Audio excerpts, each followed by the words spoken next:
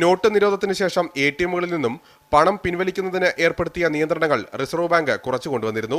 ഏറ്റവും ഒടുവിലായി ഈ മാസം 1 മുതൽ സേവിംഗ്സ് അക്കൗണ്ടിൽ നിന്നും എടിഎം മുഖേന 24,000 രൂപ വരെ പിൻവലിക്കാമെന്നായിരുന്നു റിസർവ് ബാങ്കിന്റെ അറിയിപ്പ്. എന്നാൽ SBI, SBT എന്നിവയുടെ എടിഎമ്മുകളിൽ ഈ നിർദ്ദേശം പാലിക്കപ്പെട്ടിട്ടില്ല. 10,000 രൂപ മാത്രമാണ് എടിഎമ്മുകളിൽ നിന്നും പരമാവധി ലഭിക്കുന്ന തുക. കറൻസി ആവശ്യത്തിന് ഇല്ലാത്തതാണ് ഇതിന് കാരണം.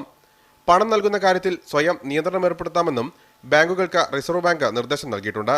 ഇതിനു പിന്നാലെ ഈ മാസം 20 മുതൽ 50,000 രൂപ വരെ അക്കൗണ്ടുകളിൽ നിന്നും പിൻവലിക്കാൻ സാധിക്കുമെന്നാണ് റിസർവ് ബാങ്ക് ഇപ്പോൾ അറിയിച്ചിരിക്കുന്നത്.